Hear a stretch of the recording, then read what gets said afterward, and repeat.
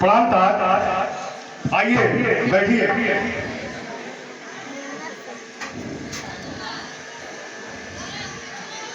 कहिए तात, कैसे आना हुआ?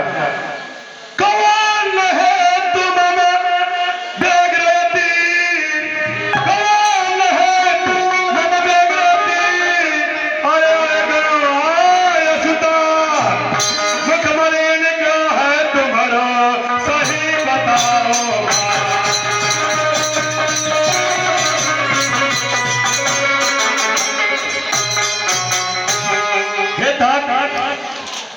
आप यहाँ कैसे आए हैं और आप इतना क्यों घबराए हुए हैं? आखिर इसका क्या कारण है, मुझे विस्तार पूर्वक बताइए।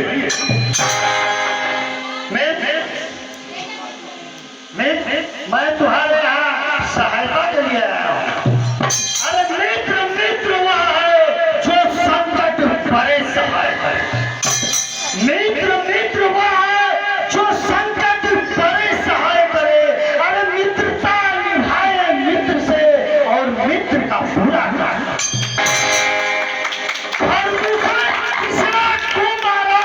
अरे फरनी की दुर्गति करवाई। अरे एक तपस्वी ये है शुभ किया। अरे प्रहरी की चिन्ह उछवाई। अरे इसलिए यहाँ मैं आया हूँ।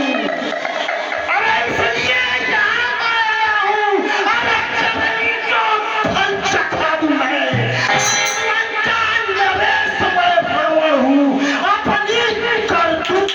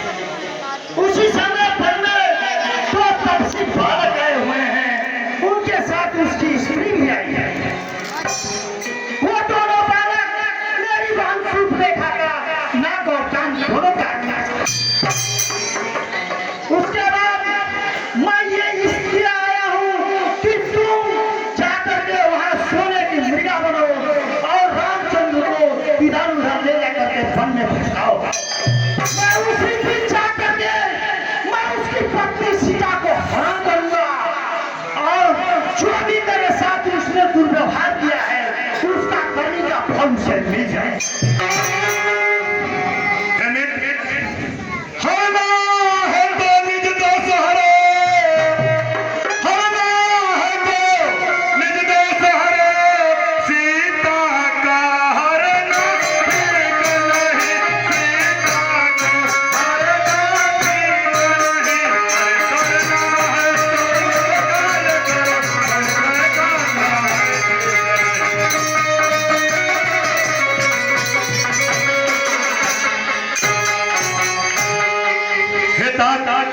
आप मेरे मित्र हैं, इसलिए मैं कुछ आपको सुझाव देना चाहता हूं मित्र के नाते।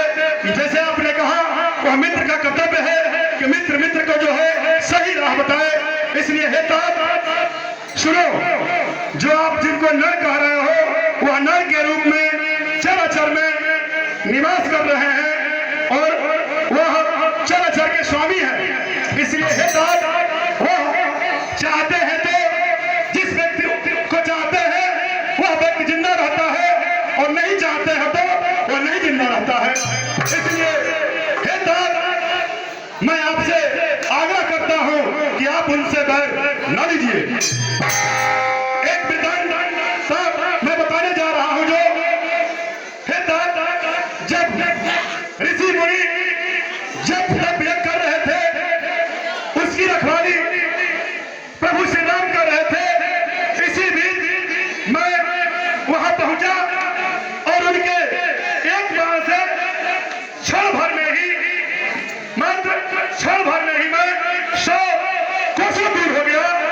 इसलिए हे तात मैं तुझे समझा रहा हूं कि आप मेरी बात मान लो और प्रभु श्री राम से बैर मत करो।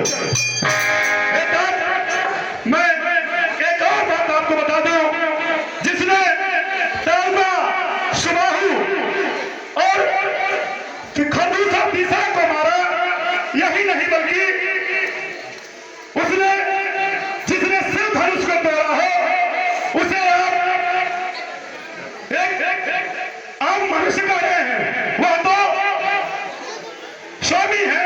इसलिए हे तात मित्र होने के नाते मैं तुमसे विनती कर रहा हूं, आग्रह कर रहा हूं, आप अपने भवन को चले जाओ और जाकर वहां विचार करो। अरे दुष्ट कायर, मैं तुझे मित्र के समान समझकर तुम्हारे पास सहायता के लिए आया था और तू मुझे